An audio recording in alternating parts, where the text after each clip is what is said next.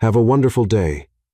Enjoy the story, everyone. The Manhattan commercial building rose, imposing, against the gray October sky, its mirrored windows reflecting the lights of the city that never sleeps. Emma adjusted her purse strap on her shoulder as she crossed the polished marble lobby, her heels echoing in a nervous rhythm that betrayed her anxiety. She shouldn't have been there.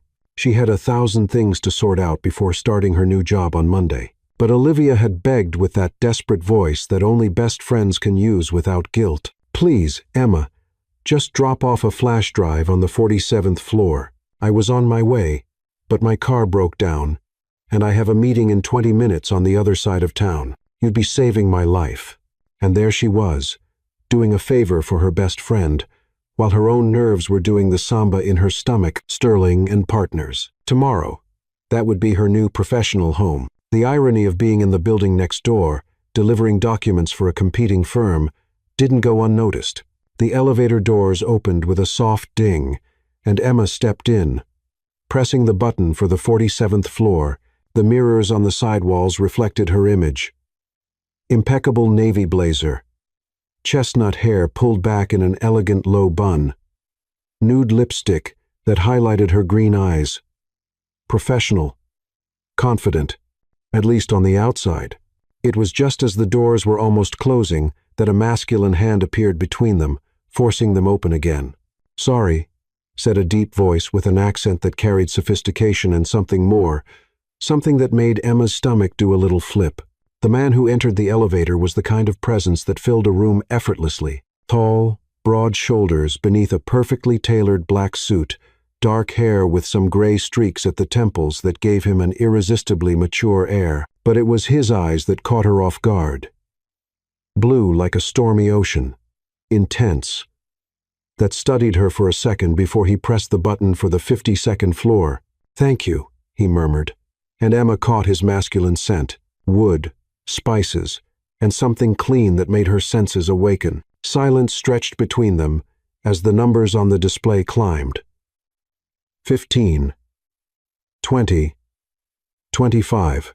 The tension in the air was palpable, as if an invisible electric current connected their bodies in the confined space. "First day?" he asked, suddenly breaking the silence. Emma turned, surprised. "How do you know?" A smile touched the corners of his mouth, revealing perfect teeth. "You have that energy, nervous, but determined." "It's unmistakable," he said perceptively. She replied, feeling warmth rise up her neck. "Actually, I start tomorrow. Today, I'm just doing a favor for a friend." "Sterling and Partners?" he asked, and something in his eyes changed, became more intense. "How did you?" Emma began. But the elevator lights flickered, and suddenly everything went dark. The elevator stopped abruptly between floors, and the only illumination came from the red emergency light, tinting everything around them with a warm, intimate glow. The silence was broken only by the soft sound of the ventilation system and both their slightly quickened breathing. "Power grid problem," he said calmly, but Emma could sense the tension in his voice. "Happens sometimes in old buildings like this." They were closer now, the darkness forcing them to instinctively move nearer. Emma could feel the heat radiating from his body, the scent of his cologne enveloping her like an invisible caress. "You don't seem worried," she whispered, her voice coming out huskier than she intended. "Should I be?" he asked, taking a step closer. Now she could see the details of his face in the red light. The strong jawline, full lips, the intensity in his eyes that made her heart beat erratically. Emma began. But the words were lost when she realized he was only inches away from her. "What were you saying?" he murmured, his voice low as velvet. The air between them vibrated with an energy Emma had never felt before. It was as if the universe had conspired to create that moment. Two strangers trapped in an elevator under the red emergency light, with the world outside frozen in time. "I was saying that," she began again. But her voice failed when his eyes fixed on her lips. "That?" he pressed, his breath now mingling with hers. "That's when it happened. Without thinking, without planning, without any logic that could explain it." Emma leaned forward at the exact moment he lowered his head. Their lips met in a kiss that was anything but soft or hesitant. It was hunger, it was need, It was as if two souls recognized each other after lifetimes of searching. His hands found her waist, pulling her closer, while her fingers got lost in his dark hair. The kiss deepened, and Emma felt as if she was falling into an abyss of sensations that made her forget where she was, who she was, what she should be doing. When they finally separated, both were breathing heavily. The red light danced on their faces, creating shadows that made the moment even more surreal, more intimate. Emma began, but didn't know how to finish the sentence. James, he said softly, as if reading her thoughts. My name is James. Emma, she replied, her voice still trembling. The elevator lights came back on suddenly, and the machine resumed its ascent with a gentle jolt. Reality invaded the small space like cold water, making both blink and step back slightly, as if awakening from a dream. The display showed 46, 47. This is my floor, Emma said, her voice sounding strange even to herself. James nodded, but his eyes didn't leave her face. Emma. The doors opened with the familiar ding, and she stepped out quickly, turning only when she was already in the hallway. That was she began. Unexpected, he completed, and there was something in his eyes that made her heart skip. The doors began closing again, and Emma saw the slow smile that spread across James's face before he disappeared from view. She stood in the hallway for long seconds, her fingers unconsciously touching her lips, still warm from the kiss. Olivia's flash drive weighed in her purse like a reminder of the real world, but her mind was completely lost in what had just happened. A stranger named James, a kiss that made her forget her own name, and the disturbing feeling that her life had just taken a completely different turn from what she'd planned. As she walked toward the reception desk to make the delivery, one question echoed in her mind. How could a 5-minute encounter in an elevator feel like the beginning of everything? Monday arrived with the weight of new beginnings and the familiar anxiety that comes with first days. Emma woke up 2 hours earlier than necessary, changed clothes 3 times, and redid her makeup twice, desperately trying to erase Friday's memories from her mind. But it was useless. With every blink, she saw those stormy blue eyes. With every deep breath, she felt the ghost of that masculine cologne. With every touch to her lips, she relived the intensity of that kiss under the red light. Focus, Emma, she murmured to herself in the bathroom mirror. It was just a moment. You'll probably never see him again. The Sterling and Partners building was even more imposing in the morning light.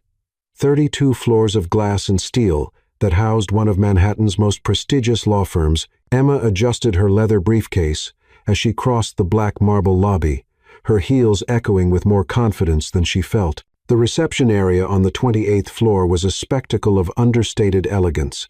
Dark wood furniture, contemporary artwork on the walls, and a breathtaking view of the city through floor-to-ceiling windows. Clara, the receptionist, a middle-aged woman with a warm smile, greeted her. You must be Emma. Welcome to the Sterling family, she said, extending her hand. Everyone's excited to meet you. Your references are impressive. Thank you. I'm very excited to start, Emma replied, feeling some of the tension dissolve. I'll take you to meet the team, Clara said, guiding her through elegant corridors. We have a small meeting at 9 to introduce our new lawyer and also our new legal director. Emma's heart did a little jump. New director? Yes, Mr. Sterling's son finally agreed to take the position. He's been working in London for the past 5 years, but decided to come home. He's a brilliant lawyer. They say he has an exceptional legal mind. They passed a series of offices with glass doors where lawyers were already working intensely, even though it was only 0 inches the morning. Emma waved to some colleagues who looked up, receiving encouraging smiles in return. This is the main conference room, Clara said, opening double-polished wood doors. The meeting will be here in a few minutes. The room was impressive. A mahogany table long enough to seat 20 people, Italian leather chairs, and an entire wall of windows offering a panoramic view of Manhattan. Emma chose a seat in the middle of the table, far enough from the head to not seem presumptuous, but not so far as to appear insecure. Other lawyers began arriving. Isabella, a sharp-looking Latina woman with a competitive smile, sat beside her. So, you're the famous Emma Thompson, she said, extending her hand. I've heard a lot about you. Harvard Law. Experience in international corporate law. Impressive. Thank you. I'm eager to contribute to the team, Emma replied. I hope you're prepared for the pace, Isabella continued, her eyes gleaming with a mixture of curiosity and challenge. Sterling isn't a place for the faint of heart. Before Emma could respond, the door opened, and Mr. Sterling entered. An imposing man in his early 60s, perfectly styled gray hair, and a suit that probably cost more than many people's monthly salary. "Good morning, everyone." His voice filled the room with natural authority. "Today is a special day for our firm. Not only do we have the pleasure of welcoming Emma Thompson, who will be joining our international corporate law department." Emma smiled and waved slightly, feeling all eyes turned to her, "but we also have the honor of finally introducing my son, who will assume the position of legal director after years of convincing me that New York isn't as good as London." Polite laughter echoed through the room as Mr. Sterling headed to the door. "James, come in and meet your new team." Emma's world stopped. The conversations around the table became a distant hum. Her heart raced so hard she was sure everyone could hear it. Her hands became cold and clammy at the same time. James entered the room with the same magnetic presence that had filled that elevator on Friday. Perfectly tailored navy suit, the same strong jawline, and the same blue eyes that now found hers across the table, with an expression of shock mirroring exactly what she felt. "Everyone, this is my son, James Sterling." Mr. Sterling continued, oblivious to the electric tension that had settled in the room. "James, these are the lawyers who will be working directly with you." James recovered first, his professional expression sliding over the shock like a well-rehearsed mask. "It's a pleasure to meet all of you," he said, his voice controlled. But Emma detected the slight hoarseness she remembered so well. His eyes moved around the table, greeting each person with a nod until they reached her. For a moment that felt like an eternity, they stared at each other. Emma saw the recognition, the surprise, and something more, something that made her stomach flip. "And you must be Emma Thompson," he said, extending his hand. "I've heard a lot about your qualifications." Emma stood on legs that felt like they didn't belong to her and extended her hand. When his fingers touched hers, it was as if an electric current ran through her entire arm. For a second, he squeezed her hand a little tighter, a little longer than appropriate. "Mr. Sterling," she managed to say, her voice surprisingly steady. "It's an honor to work under your leadership. I'm sure we'll work very well together," he replied. And there was something in his eyes that made the words sound like both a promise and a threat. "James will be reviewing all ongoing cases and implementing new strategies." Mr. Sterling continued, "I expect everyone to cooperate fully and share their knowledge." While the meeting continued with discussions about policies and procedures, Emma could barely concentrate. Her mind was a whirlwind of confused thoughts. The man she had kissed with desperate passion in an elevator on Friday was now her boss. Not just her boss, but the owner's son. Isabella, beside her, whispered, "God, he's even more handsome in person. Too bad he's our boss, right?" Emma could only nod, trying to appear casual, while inside she felt like she was in freefall. When the meeting ended, everyone began getting up and leaving. James approached her chair as she gathered her papers with slightly trembling hands. "Miss Thompson," his voice was low, "just for her. I'd like to see you in my office in an hour. We have a lot to discuss about your integration into the team." Emma looked up, meeting those blue eyes that had haunted her dreams. "Of course, Mr. Sterling. I'll be there." He walked away, but not before whispering so low that only she could hear. 1 hour. Emma. "And this time, the doors won't open so easily." As he left the room, Emma stood there, her heart beating erratically. The man from the elevator was now her boss. The kiss that should have been forgotten now stood between them like an incendiary secret, and in 1 hour they would be alone again. The weeks that followed were a careful dance between desire and professionalism, every exchanged glance loaded with meaning, every professional conversation echoing with subtexts that only they understood. Emma discovered that working under James's supervision was simultaneously the most stimulating and torturous experience of her career. During the day, they maintained an impeccable facade. James was the demanding but fair director, and Emma, the dedicated and competent lawyer. In meetings, their legal opinions complemented each other with a harmony that impressed colleagues, but which was born from a connection much deeper than anyone could imagine. "Miss Thompson's interpretation of the Carter versus Peterson precedent is brilliant," James said during a Tuesday meeting, his eyes meeting hers for a second longer than would be appropriate. This approach could revolutionize our strategy for similar cases. Isabella, sitting across the table, watched with growing interest. You two really work well together. It's like you read each other's minds. Emma felt heat rise up her neck, but kept her voice steady. Mr. Sterling has a strategic vision that makes understanding the objectives easier. Modesty, James replied, and there was something in his tone that made her stomach flip. Your ability to anticipate case needs is exceptional. It was Clara who inadvertently created the first secret communication system between them. On Thursday, she placed a report on Emma's desk with a yellow sticky note. Mr. Sterling needs to review. Urgent. On Friday, Emma found another sticky note, this time with James's unmistakable handwriting. Need to discuss Peterson case details. File in my office at 6 p.m. J. When Emma arrived at his office at 6, the floor was practically empty. Golden late-afternoon light streamed through the floor-to-ceiling windows, creating golden patterns on the Persian rug. James stood before the window, hands in his pockets, contemplating the city view. You came, he said without turning around. You knew I would, she replied, closing the door behind her. He turned slowly, and Emma saw in his eyes the same intensity she had felt in the elevator weeks ago. Emma, we need to talk about what's happening between us. Nothing's happening, she lied, but her voice trembled slightly. We are professional colleagues. Are we? He asked, taking a step toward her. Then why does my heart race every time you enter the room? Why do I lose concentration when you speak in meetings? Why do I dream about you every night since that Friday? Emma felt her legs grow weak. James, we can't. You're my boss. It's unethical. It could ruin everything for both of us.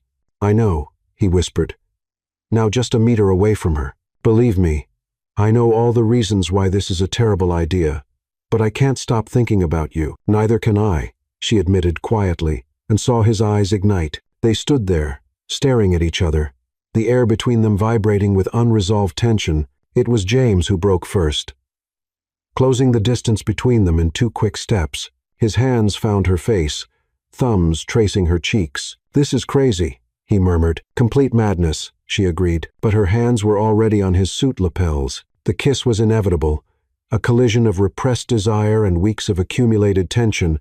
This time, there was no red emergency light, just the golden sunset light that enveloped them like a blessing. When they separated, both were breathing heavily. This can't happen here, she said, even as her fingers refused to let go of his jacket. I know, he replied, his forehead touching hers, but I can't stay away from you. That's how the secret meetings began. Coded messages on sticky notes that talked about case reviews and strategic discussions that were actually invitations for after-hours encounters. Emma learned that James always stayed late on Thursdays, and he discovered that she usually worked later when she had important projects. The following Thursday, she received a sticky note. Wilson case needs urgent review. Law Library. International Precedent Section. 7 p.m. J. The law library on the 30th floor was a maze of tall shelves and silent corridors, almost always deserted after 6. 0 inches the evening. Emma found him among the international law sections, leafing through a volume of jurisprudence as if he were actually researching. Find anything interesting? She asked, keeping her voice low. Very interesting, he replied, closing the book and approaching. You look beautiful today, James, she began, but he was already kissing her, gently pressing her against the shelf of leather-bound books. I spent the entire week thinking about you, he murmured against her lips, about how you smile when you're concentrating, about how your eyes light up when you have a brilliant idea. This is getting dangerous, she whispered, but made no move to pull away. I know, he agreed, kissing her neck, but I can't stop. They began meeting twice a week, late dinners at small restaurants in the village where no one from the firm knew them. Sunday walks in Central Park, pretending casual encounters, carefully worded text messages that seemed professional but carried secret meanings. Thompson case meeting postponed until tomorrow meant I miss you. Peterson client documents need review meant I can't stop thinking about you. Next week's strategy needs discussion meant I love you. During the day at the office, they were the embodiment of professionalism, but Emma began to notice small signs that their connection was becoming visible. The way James always grabbed the last cup of coffee when she was in the kitchen. How he always found a reason to pass by her office. How she always knew when he was looking at her, even when she wasn't looking. "You two work very well together," Clara commented one afternoon, organizing papers on Emma's desk. "It's rare to see such natural, professional harmony." "We're just compatible in terms of work style," Emma replied, trying to sound casual. Clara smiled knowingly. "Is that what you young people call it these days?" Emma felt the blood drain from her face. "Clara, I don't know what you mean." "Relax, dear," Clara chuckled softly. "Just an observation. But be careful. Offices are small places, and people love to talk." That night, Emma received a message from James. "Need to discuss new confidentiality policies. Meet me in the parking garage in 10 minutes. When she arrived at the underground parking garage, he was waiting beside his black BMW. "Clara suspects," she said without preamble. "I know," he replied, running his hands through his hair. "Isabella also made a comment today about our professional chemistry. This is getting too risky." "Emma," he approached, taking her hands. "I don't care about the risk, but you should," she said, though she made no move to pull away. "Your career, your family, the company, none of that matters if I can't have you," he said intensely. "These past months have been the best of my life. Not because I came back to New York or took the position at the company, because I found you." Emma felt her heart race. "James, I love you," he said, the words echoing in the empty parking garage. "I know it's complicated. I know it's risky, but I love you, Emma." Before she could respond, the sound of footsteps echoed through the parking garage. They quickly stepped apart, pretending a professional conversation as another lawyer passed on his way to his car. When they were alone again, Emma looked into his eyes and saw everything she felt reflected there. Love, desire, fear, and the terrifying certainty that there was no going back. "I love you too," she whispered, and in that moment, both knew they had crossed a line from which they could never return. The idea came on a rainy Thursday in November, when Manhattan was wrapped in fog, and the office felt particularly suffocating. James watched Emma through his office glass, seeing her work with that intense concentration that made him fall in love with her a little more each day. 3 months of secret meetings had intensified their feelings, to a point where it was becoming unsustainable to maintain only stolen encounters in parking garages and deserted libraries. He needed real time with her. Time away from Clara's curious glances, from Isabella's perceptive comments, away from the constant tension of hiding what he felt. He needed to wake up beside her, see her relaxed face in the morning, talk about dreams and fears without rush or fear of interruption.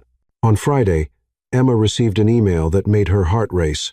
"Miss Thompson, I need you to accompany me to a weekend meeting with potential clients in Vermont. Departure Friday at 4 p.m. Return Sunday night.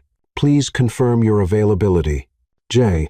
Sterling, Legal Director." She reread the message 3 times before fully understanding. Vermont, an entire weekend away from everything and everyone. Her hands trembled slightly as she typed her response. "Mr. Sterling, I confirm availability for the Vermont meeting. I'll be ready at 4 p.m. E.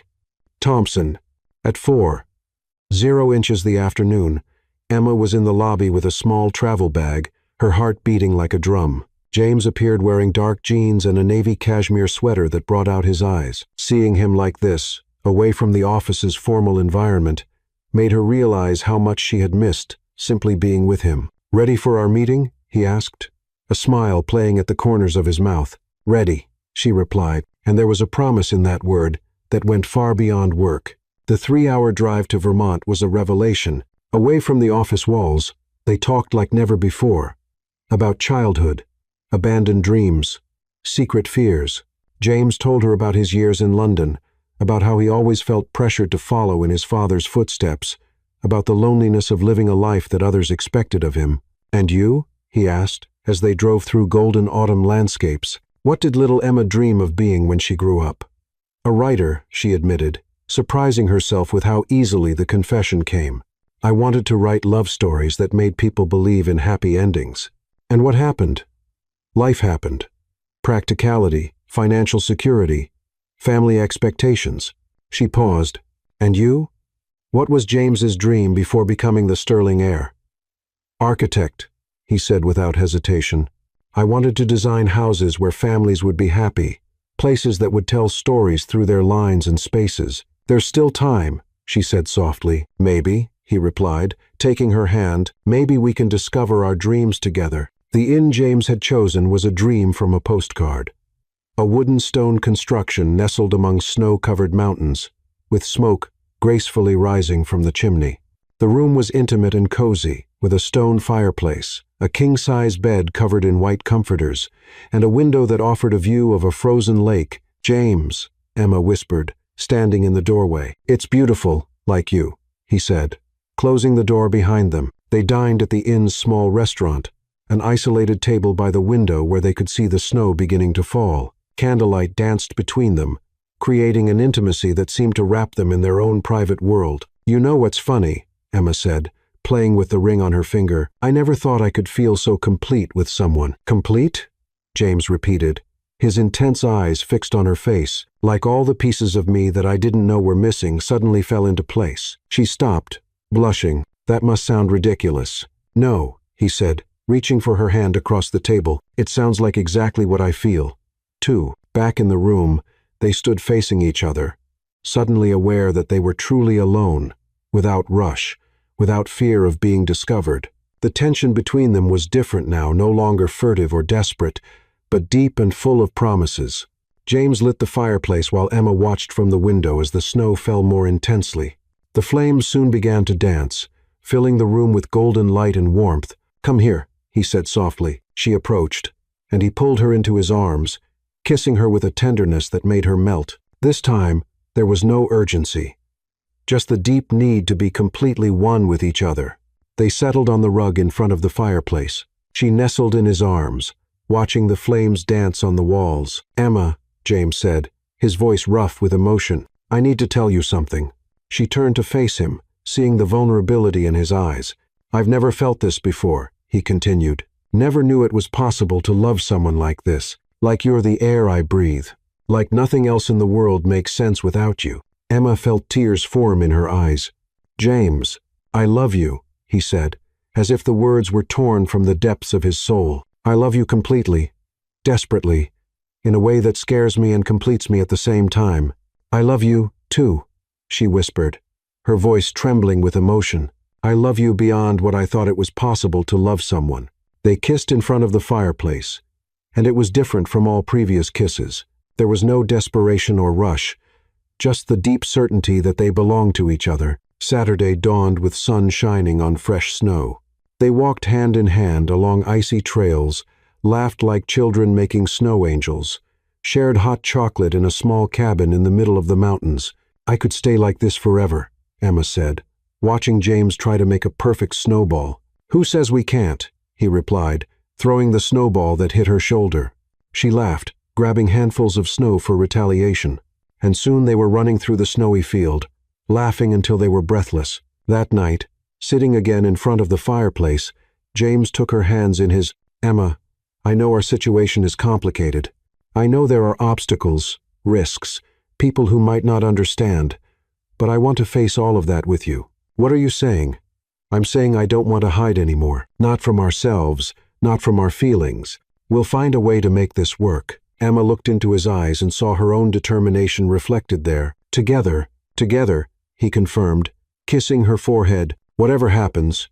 When Sunday came, both knew they were returning to New York as different people. They were no longer two individuals fighting against an inconvenient attraction. They were two people deeply in love, ready to face anything the world put in their path. But neither could imagine that the test of their determination would come much sooner than they expected. The Monday following the Vermont weekend brought a sense of renewal for Emma. She arrived at the office with a smile she couldn't completely hide, her hair still carrying the soft scent of the perfume James had bought her at a small shop in town. Every glance exchanged with him during morning meetings was loaded with intimate memories and promises whispered in front of the fireplace. It was as if the world had gained more vivid colors. Even Isabella commented on her special glow while they reviewed contracts in the smaller conference room. You look different, Isabella said, studying Emma's face with curiosity. More radiant. Vermont was good for you. It was productive, Emma replied. trying to keep her voice neutral, but feeling heat rise up her neck. "Ah, yes, the famous weekend meeting." Isabella laughed. James came back with different energy, too. "You must have closed a very good deal." Before Emma could respond, Clara appeared in the doorway with a strange expression on her face. "Emma, Mr. Sterling would like to see you in his office." Now, there was something in Clara's tone that made Emma's stomach contract. It wasn't the usual tone of "the boss wants to talk to you." It was more tense, more formal. "Of course," Emma said, gathering her papers. "Anything specific?" Clara just shook her head, but her eyes carried a mixture of concern and pity. Mr.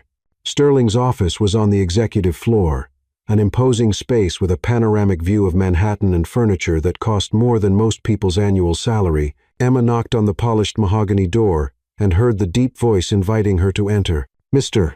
Sterling sat behind his executive desk, hands intertwined, his face a mask of professional seriousness, but there was something in his eyes that made Emma's blood freeze. "Sit down, Miss Thompson," he said, gesturing to the leather chair in front of the desk. Emma sat, trying to maintain composure, but feeling as if she were about to face a firing squad. "Mr. Sterling, if this is about the Peterson case, I can explain the strategy." "It's not about the Peterson case," he interrupted, his voice cutting. "It's about you and my son." Emma's world stopped. Every muscle in her body tensed, and she felt as if the air had been sucked out of the office. "Sir." Mr. Sterling turned his computer monitor so she could see. On the screen was a black and white video, clearly from a security camera. Emma immediately recognized it. It was the elevator in the building where she had delivered Olivia's flash drive. The elevator where it all began. Her heart stopped completely when she saw two figures on the screen. Herself and James, weeks ago, under the red emergency light. The video captured everything. The growing tension, the approach, the passionate kiss that had changed her life. "I received this by email this morning, Mr. Nider," Sterling said, his voice icy, from an anonymous sender. "Imagine my surprise to discover that my newest lawyer and my son apparently already knew each other before she was hired." Emma couldn't speak. Her throat had closed completely, and she felt as if she were falling into an endless abyss. "Are you going to explain to me what exactly is happening here?" Mr. Sterling continued.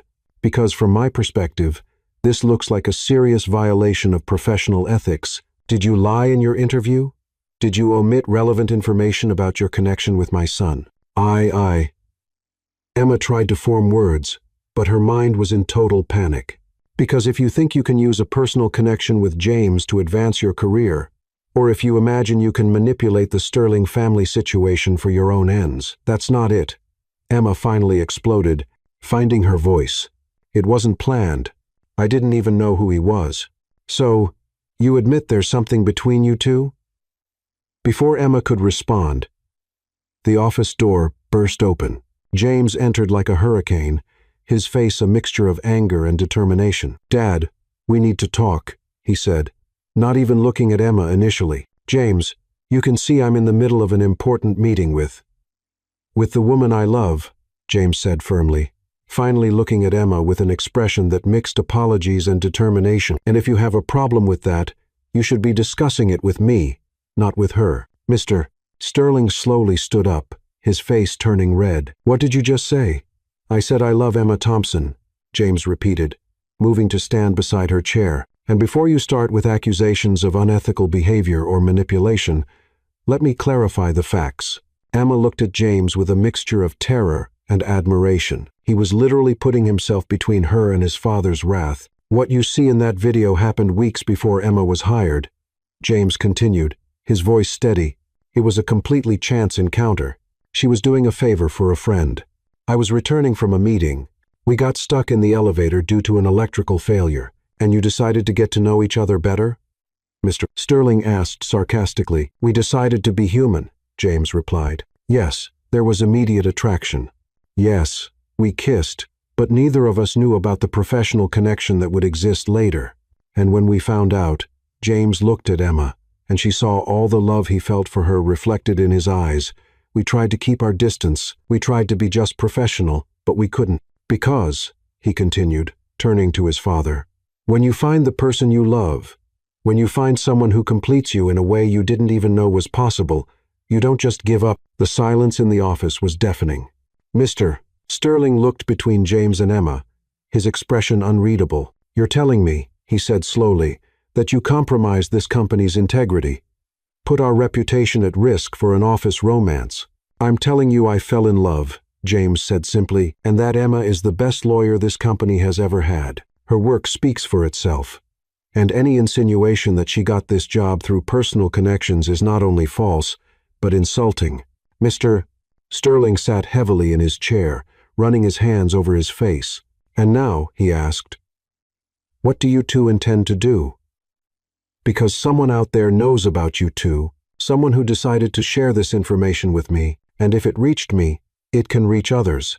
James took Emma's hand, intertwining his fingers with hers. "Now," he said, "we stop hiding." Emma felt her heart race. They were really doing this. They were really coming clean about everything in front of James's father, facing the possibility of losing everything. But when she looked into James's eyes, she saw the same determination she had seen in front of the fireplace in Vermont, and she knew that whatever happened, they would face it together. The only question that remained was who had sent that video and what else did they plan to do. The decision was made that same afternoon after hours of tense discussions in Mr. Sterling's office. The family patriarch, after recovering from the initial shock, had shown a business wisdom that Emma hadn't expected. Instead of firing someone or creating a bigger scandal, he opted for controlled transparency. "If you're going to own this," he had said, adjusting his tie with a resigned sigh, "then we're going to do it the right way. No whispers in the hallways or speculation. A general meeting, everything out in the open. And we established the ground rules." On Wednesday morning, all Sterling and Partners employees received an urgent email. "Mandatory general meeting, main auditorium, 10:02 M. Management." The buzz started immediately. General meetings only happened for important announcements, major acquisitions, structural changes, or crises that needed to be addressed. Isabella appeared in Emma's office with eyes gleaming with curiosity. "Do you have any idea what this is?" she asked, perching on the edge of the desk. Clara said she's never seen Mr. Sterling so contemplative. Emma tried to maintain a neutral expression, but felt her stomach churning. "I have no idea." Isabella studied her. "You look nervous. And where's James?" "Haven't seen him since Monday. He was dealing with family matters," Emma lied, feeling the weight of each word. What Isabella didn't know was that James and Emma had spent the past 2 days rehearsing exactly what they would say. They knew they would have only one chance to control the narrative, to transform what could be a devastating scandal into something the company could accept and respect. At 10 sharp, the company auditorium was packed. All 127 Sterling and Partners employees were present. From senior lawyers to the newest interns, the air vibrated with speculation and nervousness. Mr. Sterling took the stage with his usual imposing presence, but Emma noticed a tension in his shoulders that wasn't there before. Behind him, James waited, impeccably dressed in a dark blue suit, but with an expression that mixed determination and vulnerability. "Good morning, everyone, Mr. Sterling began, his voice echoing through the silent auditorium. "Thank you for attending this last-minute meeting. We have an unusual situation to address today." Low murmurs rippled through the audience. Emma, sitting in the third row next to Isabella, felt her heart beating so loudly she was sure everyone could hear it. "As you know, values like integrity, transparency, and professional ethics are the pillars of this company." Mr. Sterling continued, "When situations arise that might compromise these values, we believe in facing them head-on." Clara, in the front row, was practically on the edge of her seat. Other employees leaned forward, trying to catch every nuance of the speech. "Therefore, Mr. Two-Fro," Sterling said, making a dramatic pause, "I'm going to turn this over to my son James, who has something important to share with all of you." The silence that followed was so thick, it seemed physical. James stepped up to the microphone, his hands visibly trembling slightly, but his voice came out steady and clear. "Thank you, Dad, and thank you all for being here." He paused, his eyes scanning the audience until they found Emma's. For a moment, the world shrank to just the two of them. "I'm here today to share something personal that, due to circumstances, has become a professional matter that deserves transparency." Isabella whispered, "What's happening?" So low that only Emma heard. "A few months ago," James continued, "I met a person who completely changed my life. Someone who made me rediscover not only who I am as a man, but also inspired me to be a better leader, a better son, and a better person." The murmurs increased. Some people began looking around, trying to guess who he was talking about. "That person," James said, his voice gaining strength, "is my colleague, lawyer, and the woman I love, Emma Thompson." The auditorium exploded. Audible gasps, muffled exclamations, chairs creaking as people turned to look for Emma in the audience. Isabella nearly fell off her chair, her mouth forming a perfect O of shock. Emma felt all eyes turned to her. Her face burned, but she kept her head high, finding strength in James's eyes. "I know this may be surprising," James continued, raising his hand to calm the buzz. "And I know it raises legitimate questions about professional ethics and power dynamics." "Well, no kidding," someone whispered in the row behind, loud enough to be heard. "That's why," James said, ignoring the interruption, "I want to be completely transparent about how this happened. Emma and I met weeks before she was hired. It was a chance encounter, completely unrelated to this company. Neither of us knew about the professional connection that would exist." Clara nodded knowingly, as if puzzle pieces were finally falling into place. "When we found out," James continued, "we tried to maintain professional distance, but sometimes the heart doesn't follow corporate logic." A nervous laugh rippled through part of the audience.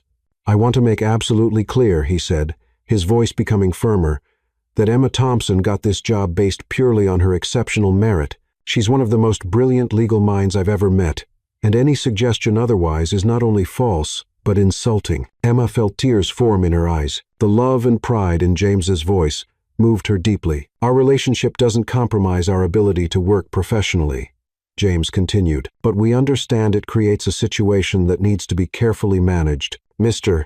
Sterling stepped up to the microphone again. "That's why we've established some guidelines. First, Emma will report directly to me on matters involving conflicts of interest. Second, all of Emma's performance evaluations will be conducted by an independent panel. Third, we maintain a policy of absolute professionalism during work hours. And fourth," James added, a small smile touching his lips, "if anyone has a problem with our situation, they can come talk to me directly."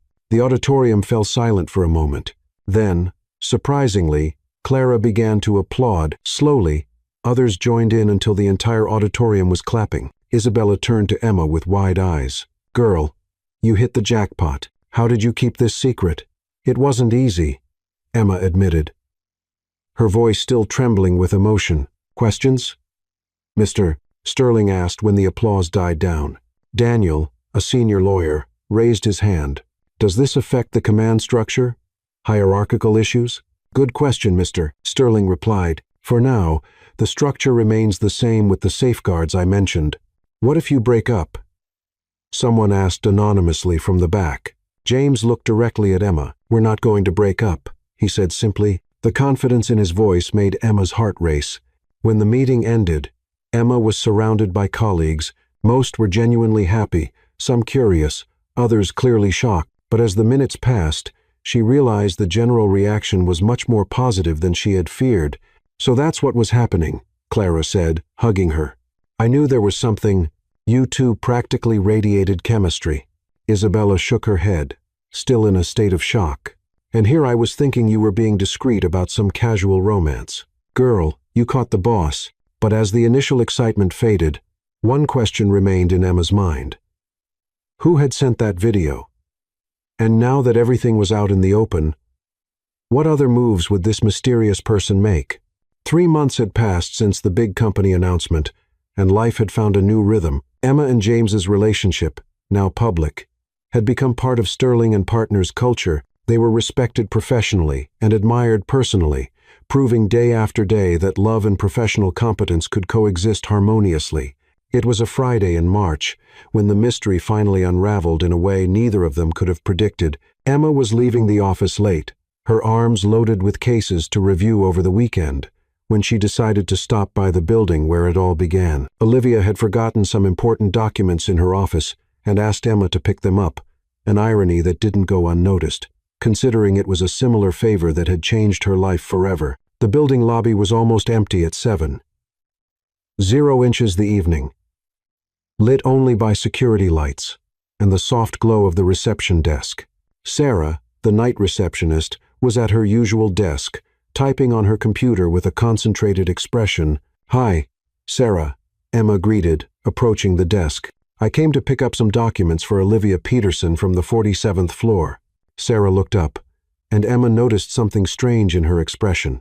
There was a tension there, a bitterness she hadn't noticed before. "Oh, of course," Sarah said, her voice slightly harsh. "The famous Emma Thompson, the woman who got everything." Emma paused, surprised by the tone. "Excuse me?" "Nothing, nothing," Sarah said quickly, turning her attention back to the computer. "It's just that you must be very happy. Got the dream job, the dream man. Must be nice to be you." There was something in the way she said "dream man" that made an alarm go off in Emma's mind. "Sarah," Emma said slowly, "do you know James Sterling?" Sarah's face turned red instantly, and she avoided Emma's gaze. "Everyone knows the Sterlings. It's an important family." "No, I meant personally." The silence that followed was charged with tension. Sarah stopped typing, her hands trembling slightly over the keyboard. "He used to work in this building," she said finally, her voice barely above a whisper, "before going to London. Frequent meetings with Carter and Associates on the 52nd floor." Emma felt her heart race. "And you two knew each other." "He was kind," Sarah continued, as if the words were being pulled from her. "Always said good morning when he passed the reception desk. Smiled genuinely. Not like the other executives who barely see you." Understanding began to form in Emma's mind, like pieces of a dark puzzle falling into place. "Sarah," she said gently, "you were the one who sent the elevator video to Mr. Sterling, weren't you?" Sarah closed her eyes for a long moment, and when she opened them, they were filled with tears. "I didn't want to," she whispered, "but when I saw you two in that elevator, when I saw how he looked at you," her hands were visibly shaking now. "I've worked here for 8 years, Emma. 8 years watching James pass by this reception desk 2-3 times a week. 8 years. Building fantasies about what it would be like if he truly noticed me." Emma felt a mixture of compassion and shock. "Sarah, you don't understand," Sarah continued, tears now flowing freely down her face. "Being invisible is a pain that eats away at you from the inside. Every day, people pass by me like I'm part of the furniture, but he was always different, always kind." She stood up from her chair, walking to the window that faced the busy street. "When he went to London, I really thought he might miss me, that maybe when he came back, he would finally see me as something more than just the receptionist. And then," Sarah continued, her voice gaining a note of bitterness, "he came back, and on the first day, he walked past reception with you, and the way he looked it was like you were the only person in the world. Sarah, I swear I didn't know who he was that day." "I know." Sarah laughed bitterly. "That made it all worse. You weren't even trying. You didn't even know him. And still, in 5 minutes, you got all the attention from him that I had wanted for years."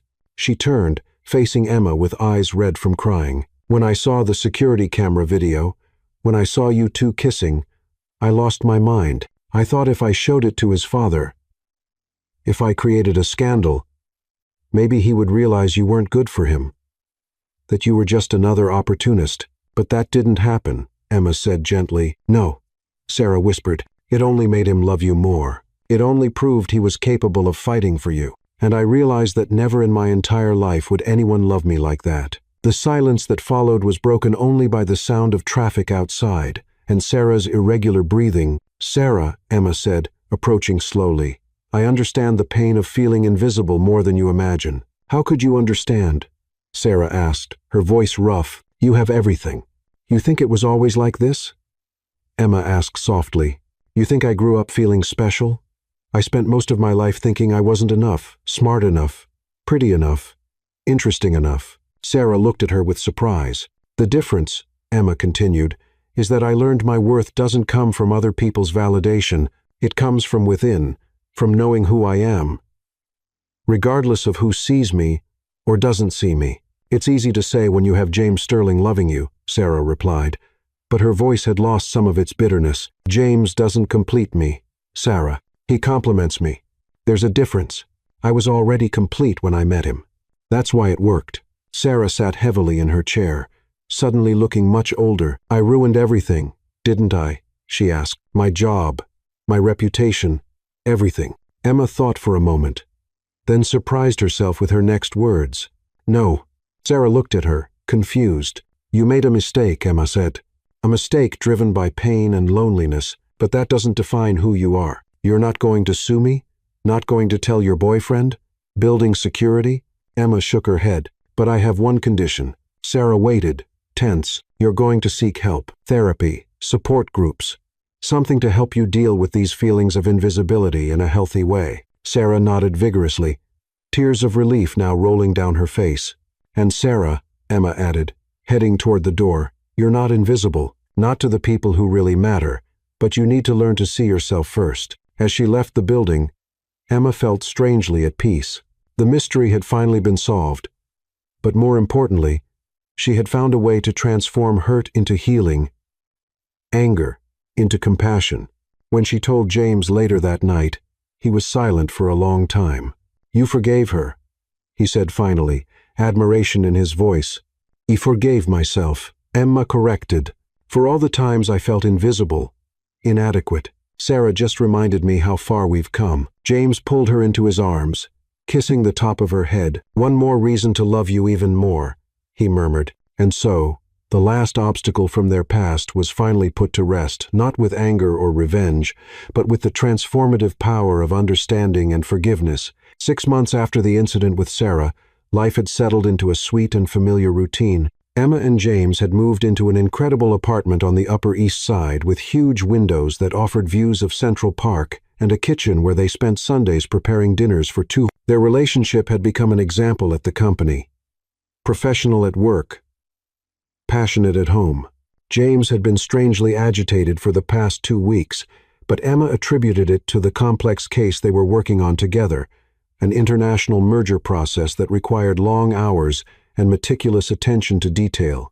She didn't notice how he constantly checked his phone or how he and Clara whispered conversations that stopped abruptly when she appeared. It was a rainy Thursday in October when James appeared in her office with a strange expression on his face. "I need you to come with me," he said without his usual detailed explanation. "Now?" Emma looked at the pile of documents on her desk. "James, I have to finish these contracts before." "Now," he repeated, but there was something in his eyes that made her stop. Nervousness, anticipation. "Please, Emma, it's important." She saved her work and grabbed her purse, curious about the sudden urgency. James guided her through the office, but instead of heading to the main elevator, he led her in the opposite direction. "Where are we going?" she asked, but he just smiled mysteriously. They left the building and walked 2 blocks to a familiar building, the same one where it all began. Emma stopped abruptly on the sidewalk. "James, what are we doing here?" "Trust," he said simply, extending his hand to her. "Do you trust me?" "Of course I trust you," she replied. But her heart began to race for reasons she couldn't explain. The lobby was exactly as she remembered. Polished marble, soft lights, and Sarah behind the reception desk. When she saw them, Sarah smiled genuinely, a smile Emma had learned to recognize as real during the conversations they'd had over the past few weeks. "Good luck," Sarah whispered as they passed her, and Emma saw tears of happiness in her eyes. "Sarah knows what's happening?" Emma asked, but James was already leading her toward the elevators. When the doors opened, Emma immediately recognized it. It was the same elevator, not just the same model, but the exact same elevator where their lives had intertwined almost a year ago. "James," she began, but he had already pressed the button for the top floor. "Remember the first time we were here?" he asked, his voice softer than usual. "Like it was yesterday," she replied, looking around the space that had become so significant in their lives. But why the lights flickered? The elevator stopped abruptly between floors. The red emergency light came on, bathing everything in the same intimate, warm light that Emma remembered so vividly. "James," she exclaimed. But when she turned to him, she saw he was smiling calmly. "What? How?" "This is intentional." "Maybe," he said, and there was mischief in his eyes that made her heart race even more. "You planned this? You made the elevator stop on purpose? Let's say I have some contacts in the maintenance department," he admitted, taking a step closer to her. and that I wanted to recreate the exact moment where my life changed forever. Emma felt tears form in her eyes. "James, you know what I'm about to do, don't you?" he asked softly. And that's when she saw it. He had a small dark blue velvet box in his hands. The world stopped completely. "Oh my God," she whispered, her hands flying to cover her mouth. James knelt on the elevator floor, exactly where they had kissed for the first time, under the same red light that had witnessed the beginning of everything. "Emma Thompson," he said, his voice trembling slightly with emotion. "When I entered this elevator almost a year ago, I was lost. I was living a life that others expected of me, following a path I had never truly chosen." He opened the box, revealing the most beautiful ring Emma had ever seen, a classic solitaire that captured and reflected the red emergency light like small dancing flames. "And then you entered my life," he continued. "Literally, and suddenly, everything made sense. Every decision I had made, every path I had followed, brought me to that moment, to you." Tears were flowing freely down Emma's face. "Now, you taught me that loving isn't just finding someone who completes you, but finding someone who inspires you to be the best version of yourself.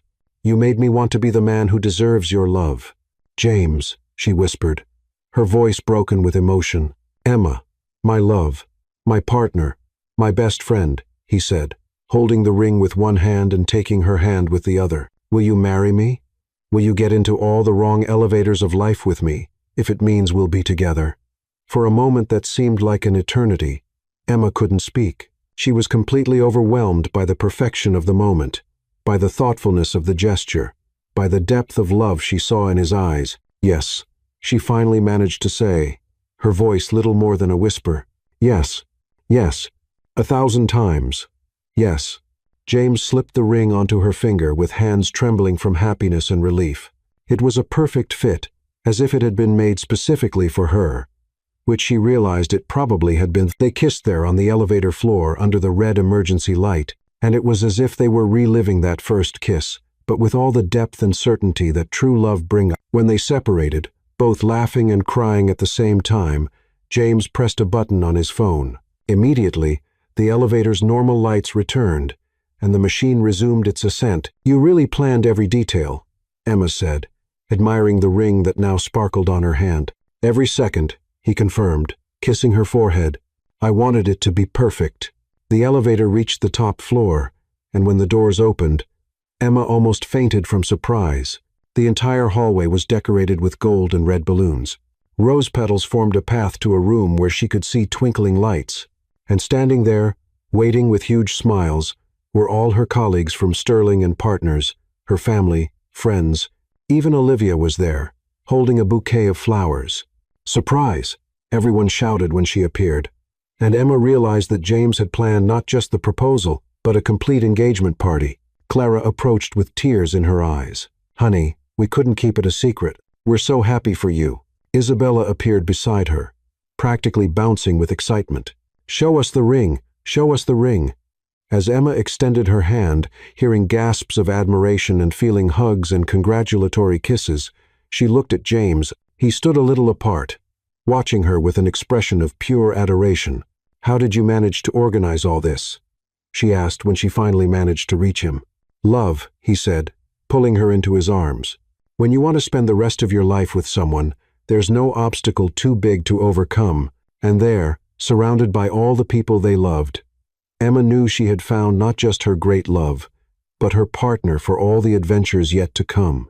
The elevator where it all began had become the stage where their forever officially started. The wedding took place on a golden spring morning in Central Park, under an archway of white and pink flowers that looked like something out of a fairy tale. Emma walked down the improvised aisle between the chairs, wearing the dress of her dreams, a classic French lace design that elegantly accentuated every curve, while James waited for her at the altar with tears of happiness in his eyes. "Do you take this woman to be your lawful wife?" the judge asked, and James's answer echoed clear and firm. "I do, forever and always." When they finally kissed as husband and wife, the applause from the 150 guests mixed with the sound of birds singing in the trees, as if even nature was celebrating their union. Now, 8 months later, Emma Sterling, A name that still made her smile every time she heard it was sitting in her new office on the 30th floor of Sterling and Partners, a promotion she had earned based purely on her exceptional work. The golden nameplate on the door read, Emma Sterling, International Law Legal Coordinator. And she felt a wave of pride every time she passed by it. Mrs. Sterling. Clara appeared in the doorway with a coffee tray and a warm smile. Meeting in 5 minutes in the conference room. Your husband is waiting. Emma laughed. Even after months of marriage, Clara insisted on joking about the fact that she worked with her own husband. Thank you, Clara. And you can stop calling me Mrs. You've known me longer than he has. Never. Clara replied with a wink. You're corporate royalty now. The meeting was about the company's expansion into the Asian market, a project that Emma led with James as strategic consultant. They had developed a perfect system. During work hours, they were professional colleagues who respected each other. After 6, they were passionate husband and wife. Mrs. Sterling, James said formally when she entered the room, but his eyes sparkled with the private love that only she recognized. Your analyses on Korean regulations were brilliant. Thank you, Mr. Sterling, she replied in the same professional tone, but feeling the familiar warmth rise up her neck. Isabella, who had become one of Emma's best friends, rolled her eyes. You two are ridiculous. Everyone knows you practically devour each other with your eyes. Professionalism. Isabella, James said, with a restrained smile, that's what keeps this company running. Sure, Daniel added with a laugh, and that's why you always stay late on the same nights. The ripple of laughter that followed was affectionate, not malicious. Over the past months, the couple had become something of an office mascot. Living proof that it was possible to balance love and professional ambition. After the meeting, Emma was organizing her papers when James approached, discreetly checking if they were alone. Mrs. Coordinator, he murmured, stealing a quick kiss. How about dinner at Le Bernard tonight to celebrate the Korean contract? She pretended to consider. Depends. Is Mr. Director paying? Always. He laughed, kissing her forehead. I love you, Mrs. Sterling. I love you too, she replied. And even after all these months, the words still made her feel like she was floating. That night at the restaurant, they were talking about the company's future when James took her hand across the table. Emma, he said, his voice taking on a more serious tone, I have something to tell you. Her heart raced. What happened? Dad is thinking about retiring earlier than we planned. He wants to spend more time with Mom, travel, enjoy life. Emma processed the information, and that means, James paused, that he wants me to take over as CEO of the company and for you to be my Vice President of International Operations. Emma almost knocked over her wine glass. James, that's incredible, but are you sure? Leading a company together, that's a big step. I'm sure, he said, squeezing her hand. In these months working with you, I've seen how you transform everything you touch. You're not just my wife, Emma. You're my partner, in every sense. And what will people say about nepotism? About me getting the position because I'm married to you? James smiled. Let them talk. Anyone who works with us knows you deserve every recognition you receive. And if someone doesn't know, well, that's their problem, not ours. They toasted right there in the middle of the restaurant to the new challenges that awaited them. A few weeks later, when the official announcement was made at the company, the reaction was universally positive. Even the most senior lawyers who had initially been skeptical about the relationship now openly admired the couple's professional dynamic. You're inspiring, Daniel said during the celebration party at the office. You show that it's possible to have it all. Love, success, mutual respect. Clara approached with tears in her eyes.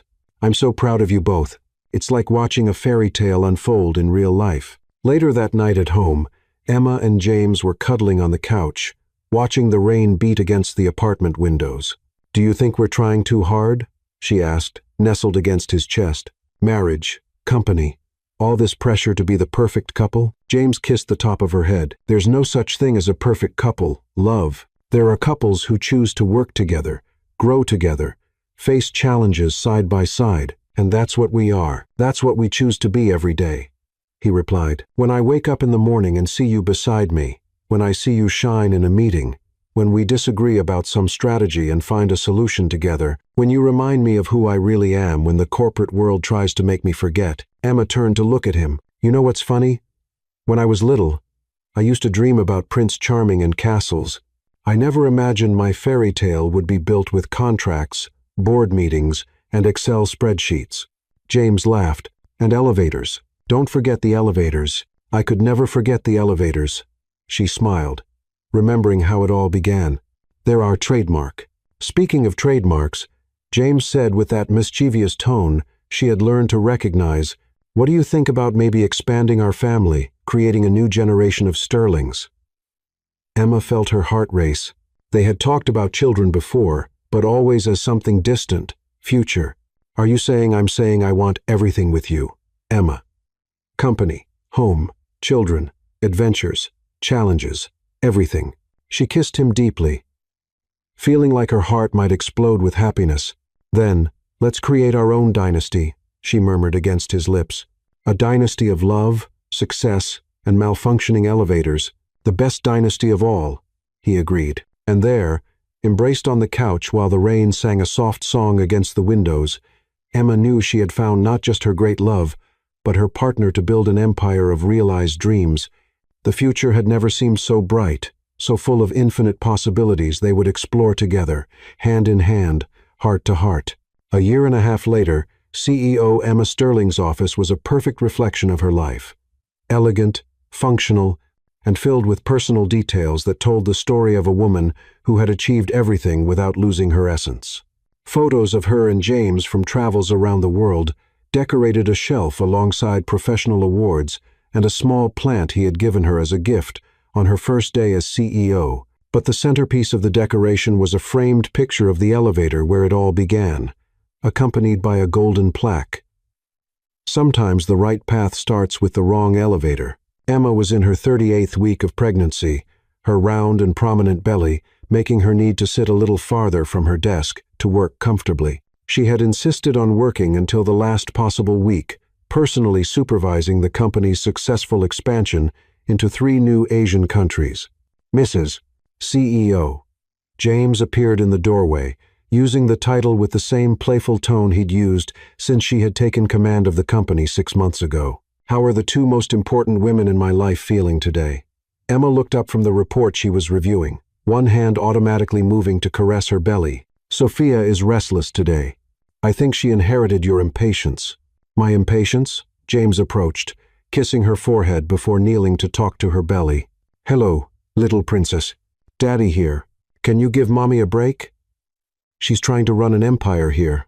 As if responding to her father's voice, the baby gave a strong kick, making Emma wince. "Apparently, she disagrees with your suggestion." Emma laughed. But suddenly, her expression changed. A gentle contraction ran through her abdomen, different from the baby's usual movements. "Emma," James noticed the change immediately. "Everything okay?" "I think so," she said, breathing deeply. "Just a Braxton Hicks contraction. Dr. Carter said they're normal at this stage." But 20 minutes later, when a second contraction came with more intensity, James was calling the obstetrician. "Doctor, this is James Sterling. Emma is having contractions." "Yes, every 20 minutes. "Yes, sir. We're heading to the hospital now." "James," Emma said, trying to get up from her chair. "It's too early. I still have 2 weeks." A third contraction, stronger than the previous ones, interrupted her. "Babies have their own schedules, love," James said, already grabbing the emergency bag they had left in the office for exactly this situation. "Clara," he called, leaving the office. "Yes, Mr. Sterling." Clara appeared immediately, and her eyes widened when she saw Emma holding onto the desk. "Cancel all meetings. We're going to the hospital." "Oh my God, the baby is coming." Clara started running in circles of excitement. Isabella, come here. Sophia is being born."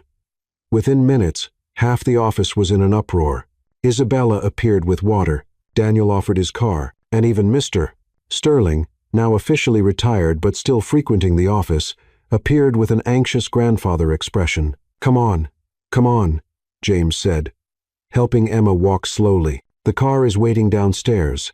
They headed to the main elevator, but when they arrived, there was a sign. "Out of service. Maintenance in progress. You've got to be kidding me, Emma said, another contraction making her grip James's arm. Service elevator, James said quickly, guiding her to the other side of the floor. But when they got there, they discovered it was also under maintenance. Stairs, Clara suggested hesitantly. James looked at his wife, now visibly in labor, and then at the 30 floors they would have to go down. No, he said firmly. Emma, can you wait 5 minutes? I'll fix this. He disappeared down the corridor, and Emma heard his authoritative voice echoing, I don't care if it's scheduled maintenance. My wife is having a baby now. 3 minutes later, the main elevator was working again. How did you? Emma began to ask as they entered. CEO perks, James said with a tense smile. And I may have promised a Christmas bonus to the entire maintenance team. When the elevator doors closed, leaving them momentarily alone, a particularly strong contraction made Emma double over. James, she said, her voice tense. I think she's not going to wait for us to get to the hospital. What do you mean not going to wait? I mean, I feel enormous pressure. And another contraction interrupted her, and this time she had to lean against the elevator wall. James pressed every emergency button he could find. No, Emma said between gasping breaths. Don't stop the elevator. Remember the last time we got stuck in an elevator? Yes. And look what happened, James said, but there was panic and admiration in his voice. Emma, our daughter cannot be born in an elevator. Tell her that. Emma laughed between contractions and suddenly stopped. Her eyes met James's, and both began to laugh. Seriously? James asked. Does our family really have a thing with elevators? Apparently, Emma replied. And despite the pain, there was undeniable magic in the moment. First our first kiss, then your marriage proposal, and now our daughter decided she wants to be born where it all began. James completed, his voice full of admiration. The doors opened on the ground floor, where an ambulance was already waiting. Apparently, Clara had called as soon as they left the office. Just in time, the paramedic said, helping Emma lie down on the stretcher. How are you feeling, ma'am? Like my daughter has a very peculiar sense of humor, Emma replied, squeezing James's hand. During the rush to the hospital, with James holding her hand and whispering words of encouragement, Emma reflected on the journey that had brought them there. From two strangers trapped in an elevator to husband and wife building an empire together, parents about to receive their first daughter. James, she said between contractions, when Sophia grows up and asks how we met, we'll tell her it started with a broken elevator and that sometimes, when you least expect it, the right path is exactly where you never planned to be, he replied, kissing her hand. Sophia Marie Sterling was born at 2:23 p.m. on a sunny Tuesday, weighing 7 pounds and 1 ounce of pure perfection. When they placed her in Emma's arms for the first time, she looked into those little blue eyes, exactly like her father's, and felt like her heart might explode with love. Hello, little princess, James whispered, gently touching Sophia's tiny hand. Welcome to the world. You almost got born in the place where Mommy and Daddy fell in love. 6 months later, Emma was back at work, but now with a crib in the corner of her office, where Sophia slept peacefully during meetings. The company had become even more successful, and they had established a parental leave program that became a model for other companies. You know what I'm going to tell Sophia when she grows up? Emma said one night while rocking her daughter in her arms, and James worked on his laptop beside her on the couch. What? That sometimes the wrong elevator takes you exactly where you need to be, that true love doesn't follow plans or schedules, and that the best stories begin when you least expect them. James closed his laptop and moved closer, wrapping his wife and daughter in his arms. And that, he added softly, no matter how many broken elevators we encounter in life, we'll always face them together. Sophia slept peacefully between them, a small symbol of all the dreams that had come true, all the adventures yet to come, and all the infinite possibilities that true love can create. Outside, Manhattan's lights sparkled like promises in the night sky, and somewhere in the city, other couples were discovering that sometimes fate has a peculiar sense of humor, and that the best beginnings happen in the most unexpected places.